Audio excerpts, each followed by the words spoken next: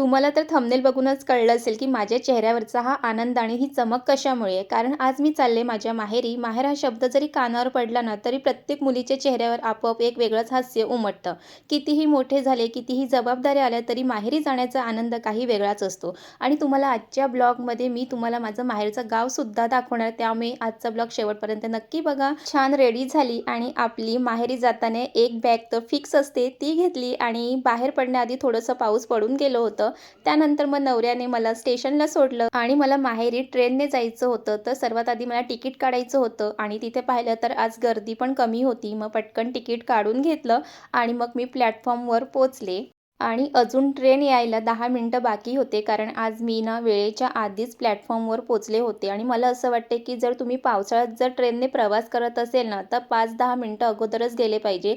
कारण जर आपण वेळेवर गेले तर आपली धावपळ होते आणि आता पावसाचे दिवस आहे, तर आपल्याला जास्त धावपळ करायची नाही आहे. कारण पावसाळ्यात सगळी ठिकाणी पाऊस पडलेलं असतं, त्यामुळे स्वतःची काळजी घ्या. त्यानंतर ट्रेन आली आणि ट्रेनमध्ये भरपूर अशी गर्दी होती आणि त्यानंतर पाऊस पण पडलं होतं, म्हणून छान असं हिरवंगार वाटत होतं. आणि आपल्या गावी जाताना तर आजूबाजूचं जे काही वातावरण, निसर्ग एकदम हिरवंगार असतं आणि लोकल ट्रेन आहे म्हणजे त्यामध्ये तर काही ना काही येतच असतं. आणि सुरुवातीला तर मला बसायला नाही मिळालं, पण पुढे जाऊन मला बसायला सीट मिळाली आणि मग फायनली माझं स्टेशन आलं आणि इथे सुद्धा पाऊस पडून गेला होता. आणि माहेरी मला कधीही जायचं असेल ना, की नेहमी मला माझा भाऊ घ्यायला येतो. कारण गावी ना ऑटोसुद्धा जातात, पण हक्काचा आपला भाऊ असेल ना, तर आपल्याला माहेरी जाताना तोच घ्यायला येतो.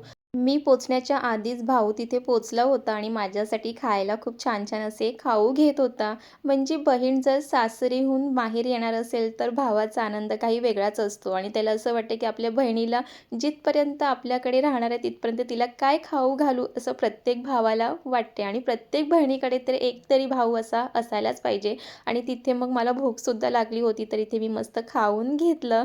आणि त्यानंतर मग बाहेर पाऊस पडायला लागला, तर मग 10 मिनिटं तिथेच थांबलो आणि मग तिथून निघालो. आणि मग पुढे जाऊन मला खाऊ घ्यायचं होतं. म्हटलं माहेरी चाललं आहे तर काहीतरी घेऊन जाऊ. आणि मग तिथे थोडंसं खाऊ घेतलं आणि त्यानंतर मग परत माहेरी जाण्याचा परतीचा प्रवास सुरू झाला. आणि पाऊस पण ना, कुठे पाऊस पडला होता आणि कुठे ऊन, असं वातावरण सगळं चाललं होतं. आणि थोडं पुढे गेले तर ऊनसुद्धा जाणवत होतं.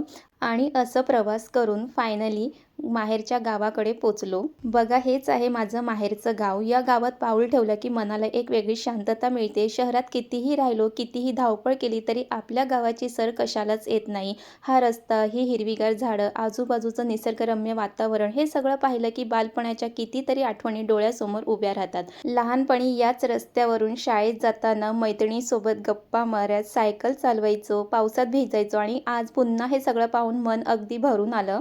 माहेर म्हणजे फक्त आई-बाबांचं घर नाही, तर प्रत्येक मुलीच्या आयुष्यातील सर्वात सुंदर भावना आहे. इथे कोणताही दिखावा नसतो, अपेक्षा नसतात, फक्त माया, प्रेम आणि आपुलकीच असते. या गावातली प्रत्येक वाट, प्रत्येक झाड, प्रत्येक घर माझ्यासाठी खास आहे, कारण या मातीत माझं बालपण गेलंय.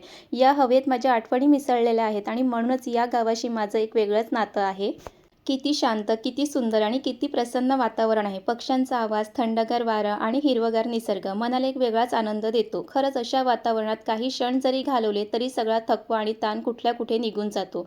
आणि हेच कारण आहे, की कितीही मोठं झालं, कितीही जबाबदाऱ्या आल्या, तरी माहेर हा शब्द कानावर पडला, की प्रत्येक मुलीच्या चेहऱ्यावर आपोआप हसू उमटतं. आणि माझ्या माहेरच्या गावामध्ये तर सगळ्या सुखसुविधा आहेत. त्यामुळे इथे अनेक परप्रांतीयसुद्धा या गावामध्ये राहतात. आणि ह्या गावामध्ये तुम्हाला एक सुंदर असं गणपती बाप्पाचं मंदिरसुद्धा पाहायला मिळेल. गावाने विकासाची चांगली वाट धरली आहे, पण तरी इथल्या साधेपणा, आपुलकी आणि निसर्गाचं सौंदर्य आजही तसंच जपलं गेलेलं आहे. आणि हाच आमच्या गावाचा सर्वात मोठा खासपणा आहे. आणि हे आहे आमच्या गणपती बाप्पांचं मंदिर. इथे तुम्ही पाहू शकतात. आणि आज तुम्हाला मी माझं माहेरचं गाव दाखवताना खरंच मला खूप म्हणजे खूप जास्त आनंद होतोय. कारण बरेच लोकांचे कमेंट्स आले होते, की तुमचं माहेरचं गाव दाखवा. सो मी तुम्हाला गाव दाखवलेलं आहे, पण संपूर्ण गाव दाखवलं नाहीये. मी नक्कीच प्रयत्न करेल की तुम्हाला संपूर्ण गाव दाखवू असं. फायनली माझं घर आलं, सगळ्यांना भेटले, फ्रेश झाले आणि त्यानंतर मग छान असा नाश्ता करून घेतला आणि आता काय माहेरी आले म्हणजे मज्जाच मज्जा असणार आहे. सो तुम्हीसुद्धा आपल्या चॅनलशी कनेक्ट राहा, कारण तुम्हाला भरपूर असे ब्लॉग पाहायला मिळणार आहे. आणि आजचा ब्लॉग तुम्हाला आवडला असेल तर लाईक करा, कमेंट करा, शेअर करा आणि चॅनलला सबस्क्राईब करायला विसरू नका. आणि तुमचं माहेर कोणतं आहे नक्कीच कमेंटमध्ये सांगा. पुन्हा भेटूया. बाय.